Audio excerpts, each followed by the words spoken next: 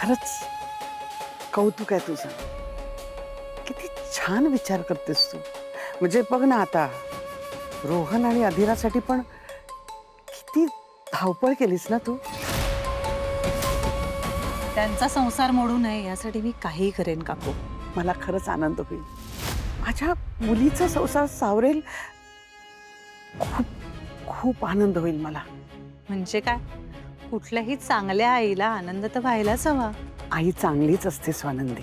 आई कधीच वाईट नसते. असंच मलाही वाटायचं.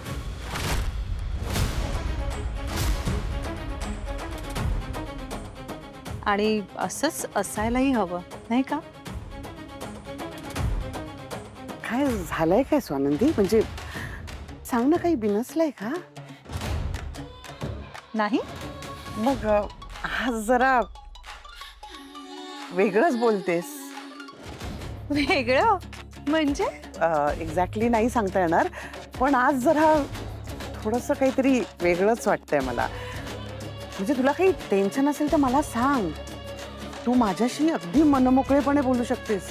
उलट आता तर टेन्शन गेलं काकू. काहीच प्रॉब्लेम नाहीये. सगळं उत्तम आहे. स्वानंदी, इथे काही लागलंय स्वानंदी. एक मिनिट असं बघ. एकच मिनिट हं.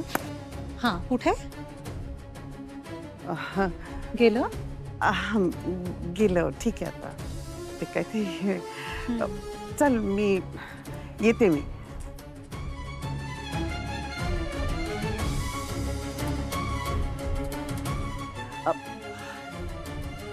स्वानंदी, तुला थोडं विचित्र वाटेल, पण मी मगाशी इथं पास होत होते ना, म्हणजे आत्ताच मला ना अंशुमनचा आवाज आला ग आतून. या रूम मध्ये तो नाही आलाय. काय आहे ना, आता आईचं मन आहे. मुलांची सारखी काळजी वाटून राहिलेली असते ना तुम्हाला, त्यामुळे कदाचित त्याच्या आवाजाचा भास झाला असेल. हरकत नाही. आला या खोलीत तर काही निरोप द्यायचा असेल तर मी देईन. नाही, ठीक आहे, येते मी.